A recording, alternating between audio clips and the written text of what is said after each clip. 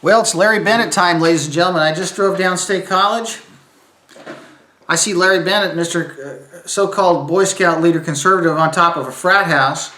He's got a big sign on top of that thing right next to the church, and I got a real kick out of that because as I pulled into the parking lot there to see if I could hang one of my signs on the corner, there was a bunch of kids in there screaming, walking around with bottles of Fireball and beer, and that's just a real den of debauchery over there, and I guess he put his stamp of approval right on the roof of that thing. Larry Bennett will do anything to get elected, ladies and gentlemen. Larry Bennett is a political hack. He's a political operative. He's really been recruited and has been in the mix for a number of years, really just keeping the pot stirring on a lot of rotten stuff, and that includes keeping the old establishment alive and well in Fullerton, like Bankhead and McKinley and Jones and those guys that ran this town into the ground with the finances and the schemes they did for the public employee unions. So it's time for a no vote on Bennett. You guys need to wake up to the scam that he is. For a financial planner who's supposed to come and solve all their problems, he's the one that protected the people that caused them all in the first place. So anybody in their right mind that wants to vote for somebody like him has to consider his past and his past accomplishments. And those accomplishments are protecting the very people whose votes and decisions and discretionary direction have resulted in Fullerton's demise. The reason our roads are neglected and our infrastructure is crumbling and our water pipes are popping is because the money that should have gone into infrastructure has gone into pensions and benefits to keep getting the same people elected year after year. The reason that all the money disappears and goes into these types of political operations for the firemen and for the police is to make sure that they get reelected. And if they take care of the unions take care of them. If you watch your mailbox, the stuff that's coming in the mailbox is all paid for by the police unit. It's all paid for by the fire union. It's all paid for by these people who have these $1 million a year overtime scams. And what you have to understand, folks, is the reason that this is going on in perpetuity because it's very profitable for both sides of the aisle. What we have on one side of the aisle are politicians that enjoy their little plaques and their names on the wall, and they get their little fringe benefits, their free meals, and their political connections, and possibly even payola. On the other side of the aisle are the benefactors of all of this legislative enactment. That is the unions, the ones that go into the back room and get these sweetheart deals cut out for them, whereas you and I are paying 10, 20, 30% of our paycheck into our retirement plan.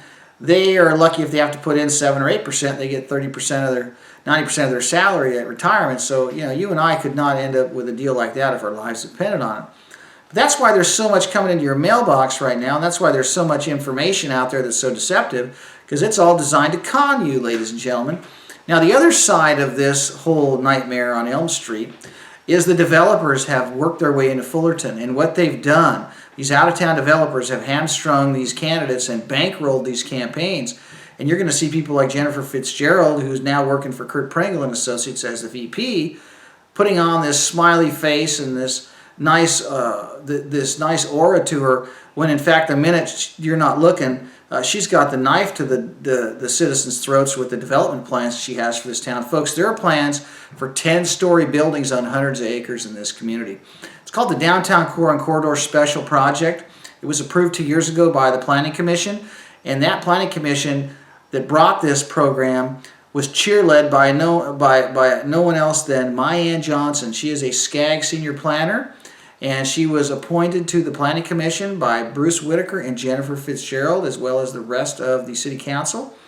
But the people that are up for re-election right now are Bruce Whitaker and Jennifer Fitzgerald, and they put a senior SCAG planner on our Planning Commission. SCAG is all about high-rise, high-density housing, ladies and gentlemen. They're all about getting you out of your cars and get you onto their conveyor belt systems of transportation. These people do not want you to have the freedoms that you enjoy right now, and they do not want your quality of life to continue. That's why SCAG is operating in complete darkness, and most people don't even know what it is. It stands for the Southern California Association of Governments, and it's the largest regional government in the United States, and it's hell-bent on turning California into an Agenda 21 nightmare. And when I say Agenda 21 nightmare, that means a place that's full of water restrictions, traffic congestion, high-density housing, and Big Brother nanny state regulations on everything you do with what you own, including what you drive, where you drive it, what you park it in, how far you can drive it, what kind of living arrangements you're going to be having, what kind of access to grass and trees and fields and gardening you're going to have. These people mean business, folks. These are social engineers. They call it smart growth and smart development. Let me tell you, there's nothing smart about it. This is tyranny. Agenda 21 is all about getting us into the compact cities, and they're turning Fullerton into a compact city. And because we have an airport and we have a train station and we have a bus station, we're on the map for Agenda 21 build-out. And that is why you have these operatives who are moving into our city government. Now, Larry Bennett's been around the block for many years. This is not his first time trying to get in office. And right now he's running along with Jennifer Fitzgerald. And we've got people like Ed Royce endorsing Bruce Whitaker. We've got Ed Royce endorsing people like Larry Bennett and Jennifer Fitzgerald. And then we've got Ed Royce, endorsing Young Kim. And we have Ed Royce endorsing different people. And what we have is the register endorsing the same people. Bruce Whitaker's connected to Jennifer Fitzgerald. Jennifer Fitzgerald's connected to Larry Bennett. Larry Bennett's connected to Bruce Whitaker. All three of them are the same, folks. It doesn't matter which one of these people get in. What matters is they just need a majority on that council to push these development plans through that have already been written up, and they're basically sitting on ice ready to get rolled out. I urge you not to elect Jennifer Fitzgerald or Larry Bennett or even Bruce Whitaker in this election. They've all proven themselves to be on the side of the developers and not on the side of the residents, not on the side of the taxpayers. Bruce Whitaker appointed a SCAG planner to our planning commission. That is the equivalent of putting Dracula in charge of the blood bank. Do you understand what I'm saying? SCAG wants 10-story buildings. They want high-density housing. They want you out of your cars.